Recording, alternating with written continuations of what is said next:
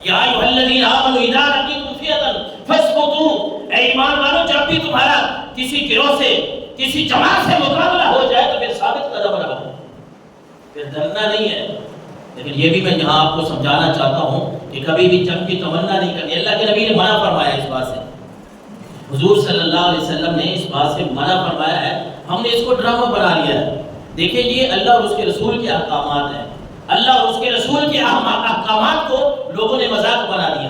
ہم social media کھولتے ہیں تو ساری باتیں کی جا رہی ہیں لوگوں، میں کہہ رہا ہوں کہ یہ جنگ ہے، جہاد ہے، یہ اللہ کا حکم ہے۔ جہاد کی 400 سے زیادہ آیات جو ہے وہ جہاد کے لیے اللہ نے قرآن مجید میں نازل کی ہیں۔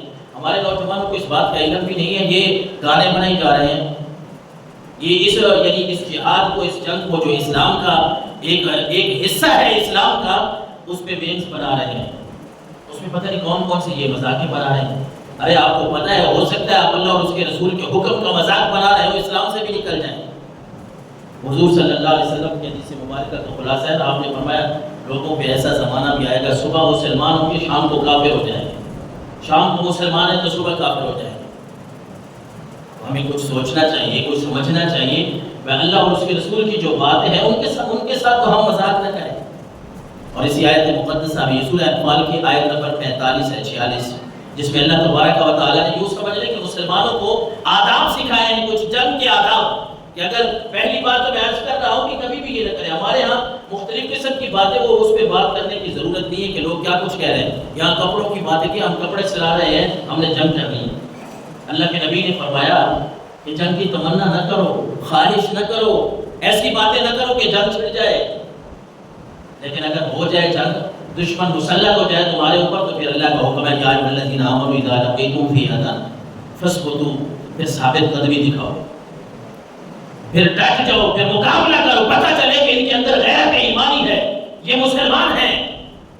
جس طرح میں عرض کر رہا ہوں کہ جنگ موتہ کے موقع کے اوپر 3000 مسلمان، حضرت عبداللہ بن رواحہ مسلمانوں کو کیا کہہ رہے ہیں؟ حضرت عبداللہ بن رواحہ مسلمانوں کے سامنے یہی تقریر کر رہے ہیں کہ اے صحابہ، ہم جب بھی لڑے ہیں کبھی ہم نے اپنی تعداد نہیں دیکھی، ہم نے کثرت نہیں دیکھی، ہم نے قوت نہیں دیکھی، ہم نے یہ دیکھا ہے کہ ہم جن سے لڑ رہے ہیں یہ اللہ اور اس کے رسول کا حکم ہے، اور ہم اپنے رب پہ بھروسہ کر کے لڑتے ہیں، اللہ ہمیں فتح اور نصرت نصیب فرماتا ہے۔ اور پھر وَاذْكُرُوا اللَّهَ كَثِيرًا لَعَلَّكُمْ تُفْلِحُونَ، یہ جنگ کا جب ماحول ہو نا تو اللہ کا حکم تو یہ ہے کہ اللہ کا ذکر زیادہ کرو۔ ہم موبائل لے کے بیٹھے، ہمیں فرصت ہی نہیں ہے، ہم ان طرز سے، اس تنقید سے ہم نکلیں گے تو کوئی ہمیں پتہ چلے گا کہ کیا ہو رہا ہے۔ میں عرض کر رہا ہوں بھائی، ہم دین اسلام کے ساتھ جڑیں گے تو صرف کسی پڑھے لکھے آدمی سے کو پوچھیں گے تو کسی کی بات پہ عمل کرنے کی کوشش کریں گے۔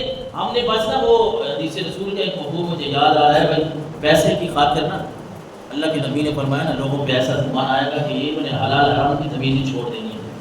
ہم نے پیسے کو اس ماں باپ بنا دیا، بھائی موبائل کے اوپر ایسی ایسی باتیں ڈالیں غلط، کوئی بھی نیا موضوع لے لیں، اس کا چاہے اللہ اور اس کے رسول کے خلاف ہی کیوں نہ جا رہا، بس یہ ہے کہ ویوز لیں، اپنا سوشل میڈیا پہ اکاؤنٹ بنائیں، اس کے ذریعے پیسے کمائیں۔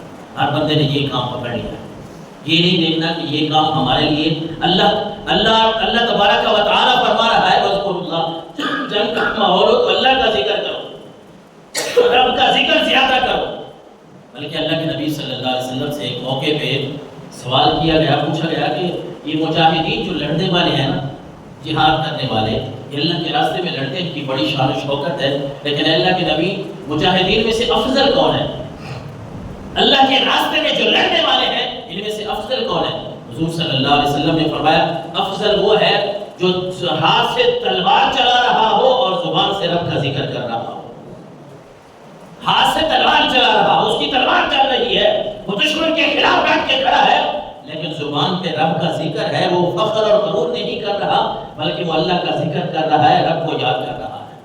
یہ ذکر الہی کا ہمیں حکم ہے، ہمیں یہ حکم ہے کہ اگر جنگ لگ جائے تو پھر اللہ کا ذکر کرو۔ ہم وہاں اگر نہیں جا سکتے تو یہاں تو نماز پڑھ سکتے ہیں، فرضوں کے علاوہ کوئی 2 رکعت نماز نفل پڑھ کے رب سے معافی تو مانگ سکتے ہیں کہ یا اللہ ہمارے مسلمانوں پہ مشکل وقت ہے، ہماری نصرت اور مدد فرما۔ اپنے رب سے دعا کرنی ہے، رب سے التجائیں کرنی ہے۔